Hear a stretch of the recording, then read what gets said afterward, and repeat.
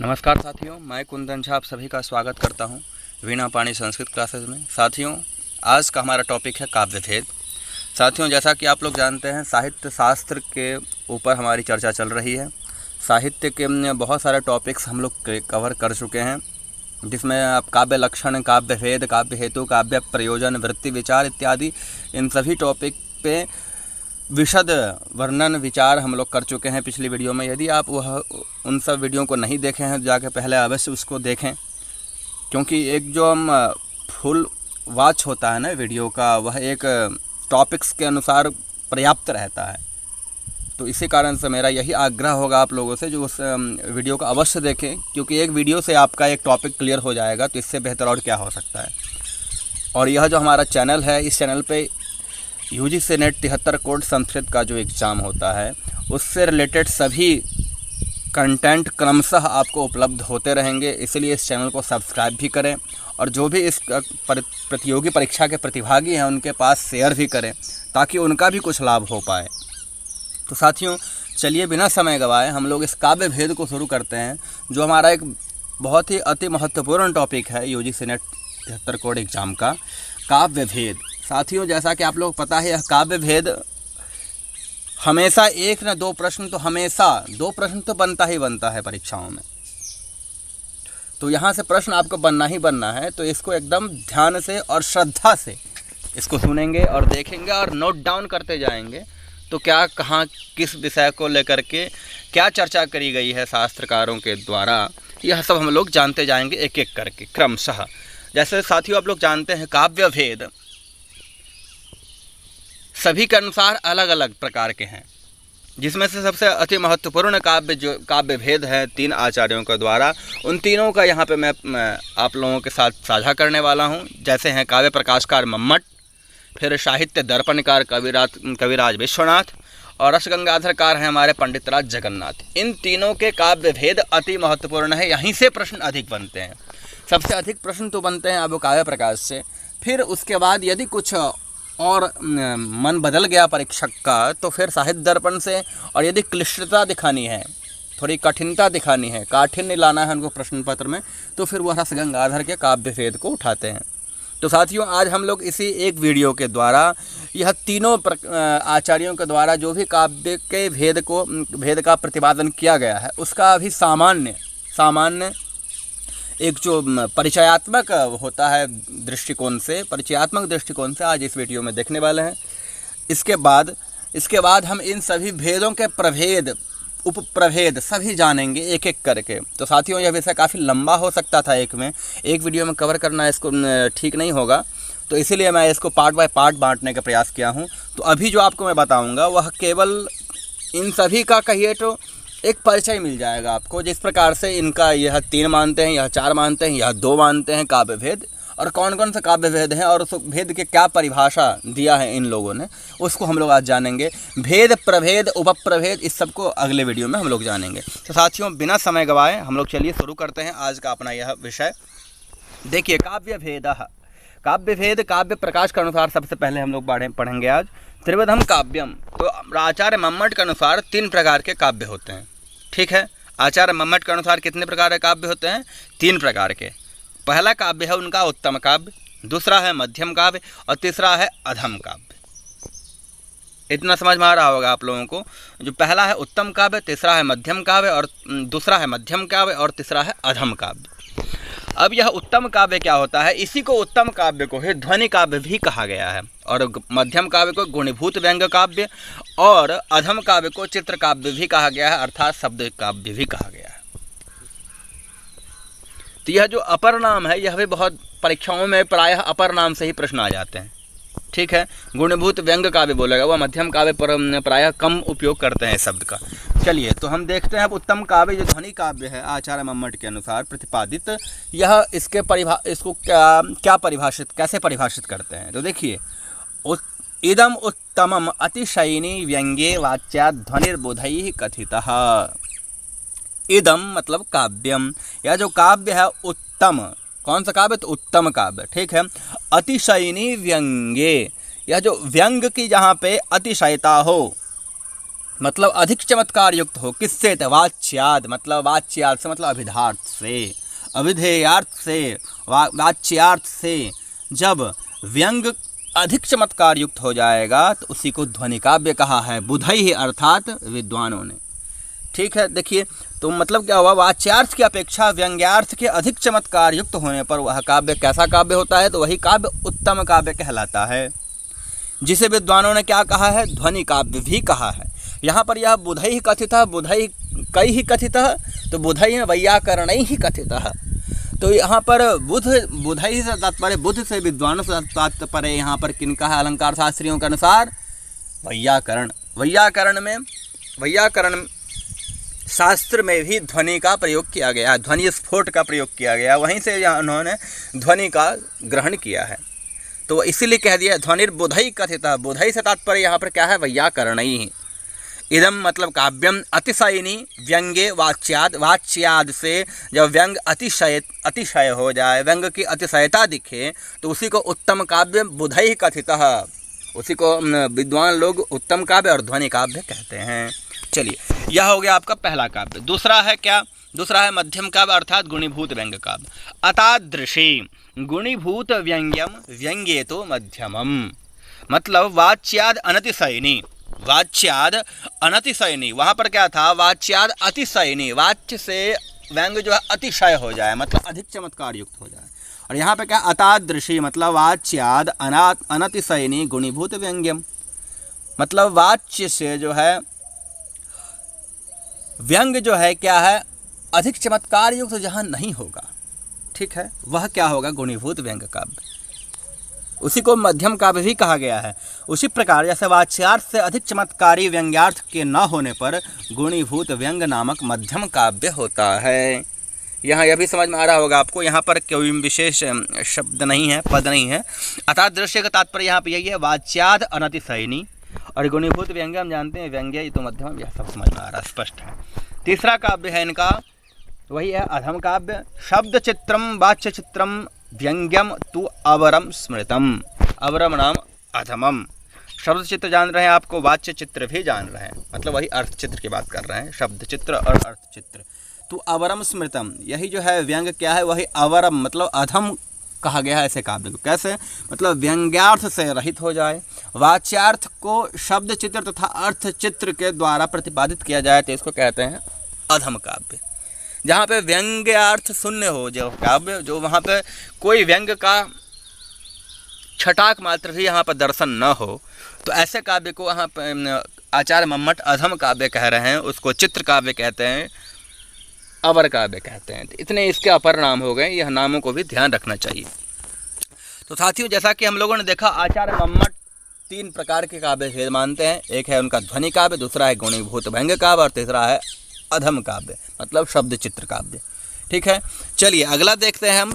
अगला है साहित्य दर्पणकार के अनुसार। साहित्य दर्पणकार के अनुसार कविराज विश्वनाथ ने क्या किया है? उनके अनुसार काव्य कितने हैं? तो उनके अनुसार दो प्रकार से उन्होंने काव्य के भेद का प्रतिपादन किया है। एक तो इन्होंने सीधे दो वेधम काव्यम करके दो प्रकार के काव्य बताएं, एक ध्वनि काव्य, एक गुणीभूत व्यंग्य काव्य। ठीक है, यहाँ पर यह तीन काव्य नहीं मानते हैं, यह बहुत ध्यान रखने वाली बात है। इनके अनुसार तीन काव्य नहीं है, अधम काव्य को की परिकल्पना इन्होंने नहीं की है, वह उसका खंडन कर दिया है इन्होंने। तो ध्वनि काव्य और गुणीभूत व्यंग्य काव्य दो काव्य के भेद हैं इनके अनुसार। तो क्या है यह ध्वनि काव्य? सुनिए, वाच्यातिशयिनी व्यंग्ये ध्वनि तत्काव्यम काव्यमुत्तमम, यही उत्तम काव्य है। ठीक वही परिभाषा है इनका भी, केवल कहने का शैली जो है और शब्द जो है वह अलग हो गया है। आचार्य मम्मट का जो उत्तम काव्य ध्वनि काव्य का परिभाषा है, ध्वनि काव्य की जो परिभाषा है वही है इनका भी। देखिए, वाच्यातिशयिनी व्यंग्ये, व्यंग का वाच्यार्थ से अतिशयिनी मतलब अधिक चमत्कार युक्त हो जाना है ध्वनि ही, तत्काव्यम उत्तमम, वही ध्वनि काव्य कहलाता है, वही उत्तम काव्य भी कहलाता है। ठीक है, एक ही जैसा अर्थ हुआ इसका भी। अब देखिए, अपरम तु गुणीभूत व्यंग्यम वाच्यादनुत्तमे व्यंग्ये, और अपर जो है आपको गुणीभूत व्यंग्य काव्य, उसको क्या कहते हैं? वाच्याद अनुत्तमे व्यंग्ये, मतलब यहाँ वाच्यार्थ से व्यंग्यार्थ उत्तम नहीं होता है। जहाँ वाच्यार्थ से व्यंग्यार्थ उत्तम हो जाएगा तो उत्तम काव्य हो जाएगा, लेकिन जहाँ नहीं होगा वही होता है गुणीभूत व्यंग्य काव्य, उसी को द्वितीय काव्य भी कहते हैं। इतना समझ में आ रहा होगा, दर्पणकार के अनुसार यही है। चलिए और देखिए दूसरा विभाग करते हैं। दो विभाग तो किया, आप फिर कह रहे हैं स्वरूपाधारेण, स्वरूप के आधार पर भी दो विभाग करते हैं ये क्या है, तो एक दृश्य काव्य, एक श्रव्य काव्य। दृश्य काव्य आप लोग जान रहे हैं और श्रव्य काव्य भी आप लोग समझ रहे हैं। दृश्य काव्य मतलब वही है जो इसको आप देख सकते हैं ऐसा काव्य, और श्रव्य काव्य जिसको आप सुन सकते हैं, जो सुनने योग्य है। ठीक है, थोड़ा सा ये है उसका संक्षेप रूप हुआ। अब देखिए क्या कहते हैं, दृश्य काव्य मतलब क्या, दृश्यम तत्र अभिनेयम। दृश्य मतलब जहाँ पर अभिनय दिखाया गया हो, जहाँ पर अभिनय किया गया हो, अर्थात जो अभिनय के योग्य काव्य है, ऐसा काव्य जिसका अभिनय किया जा सकता है, वही है दृश्य काव्य। और क्या है, तद्रूपारोपात्तु रूपकम। इसी दृश्य काव्य को रूपक काव्य भी कहा जाता है, रूपक भी कहा जाता है। कैसे, क्योंकि इसमें क्या होता है, दृश्य काव्य में जो नायक होते हैं, नायक पे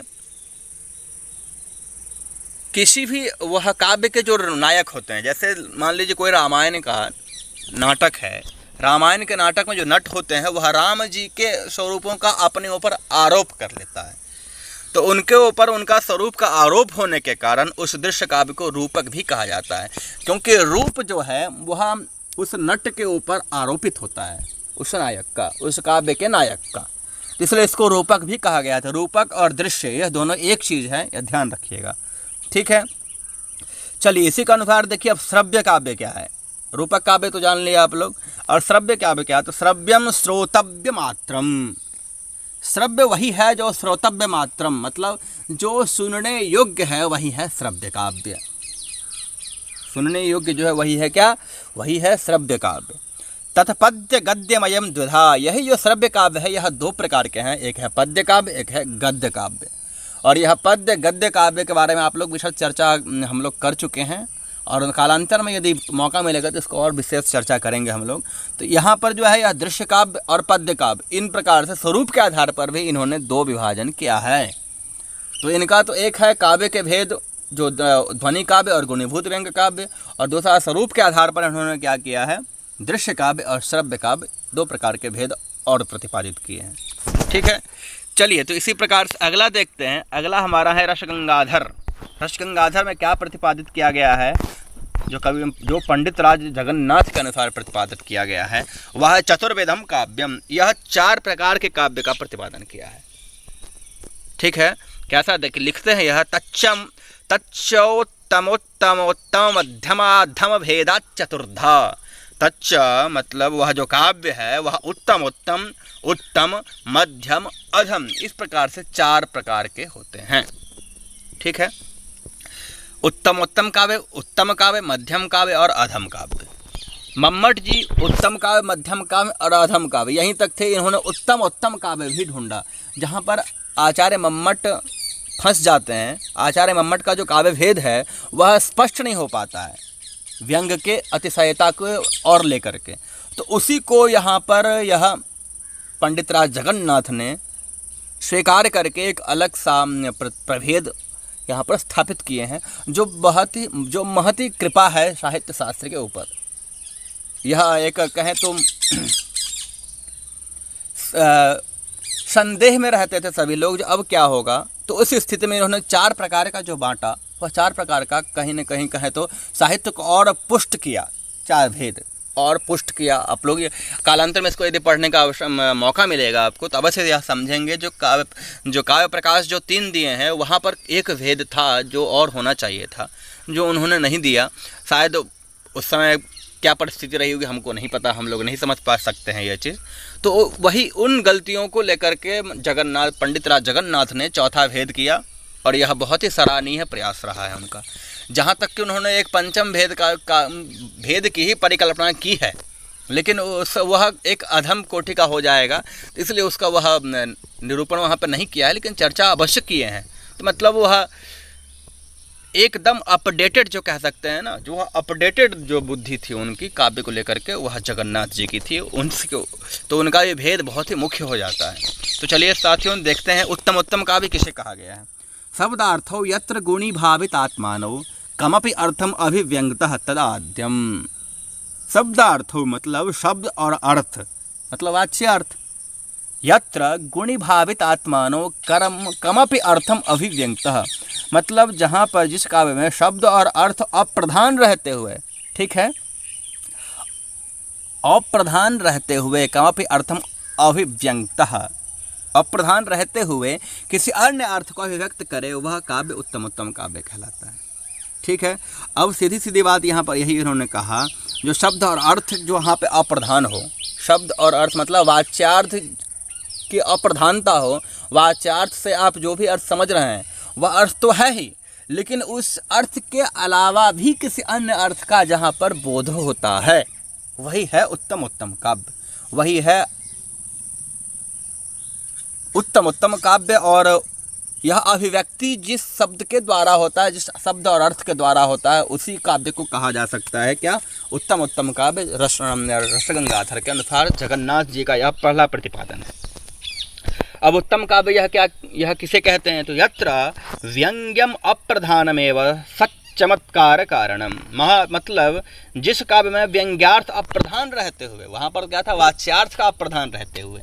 और उत्तम काव्य यह किसको मानते हैं, जिस काव्य में व्यंग्यार्थ जो है अप्रधान रहते हुए ही चमत्कार का कारण हो जाए, व्यंग्यार्थ जो अप्रधान होते हुए भी चमत्कार का कारण हो जाए, वही द्वितीय श्रेणी का अर्थात उत्तम काव्य कहा जाता है। ठीक है।